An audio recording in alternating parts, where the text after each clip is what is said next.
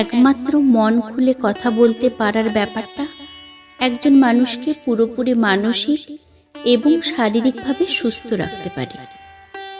যে সম্পর্কে আপনাকে হিসেব করে কথা বলতে হয়, যার সাথে নিয়ম করে কথা হয় না, দেখবেন সেই সম্পর্কে আপনি ভালো নেই। কথা নির্দ্বিধায় কিংবা নির্ভয়ে কাউকে বলতে পারার মতন সুন্দর অনুভূতি পৃথিবীতে আর হয় না। একজন মনোযোগী শ্রোতা আপনাকে সকল যন্ত্রণা থেকে মুক্তি দিতে পারে। জীবনের সবচেয়ে কঠিন মুহূর্তে আপনি যদি একজন মনোযোগী মানুষ পান, তবে আপনার চাইতে সুখী আর কেউ হতে পারে না।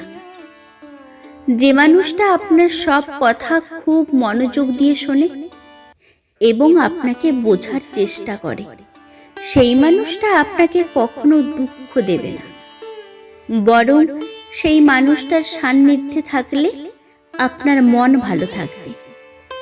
সে সাথে থাকলে নিজেকে কখনো একা মনে হবে না। সম্পর্ক টক্সিক ঠিক তখনই হয় যখন কেউ কারোর কথা শোনার প্রয়োজন মনে করে না, যখন কথা না ফুরলেও সময় অনায়াসেই ফুরিয়ে যায়।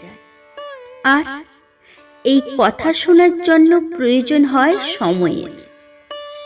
প্রিয়জনকে এইটুকু সময় দিতে যারা কৃপণতা করে, তাদের সাথে কোনো সম্পর্কেই ভালো থাকা যায় না।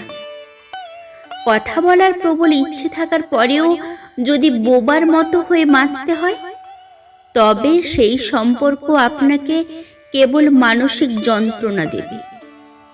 পরস্পরের সময় দেওয়ার যে ব্যাপারটা, সেটা পরস্পরের কথা পরস্পরের মনোযোগ দিয়ে শোনার মধ্য দিয়ে অতিবাহিত হতে পারে।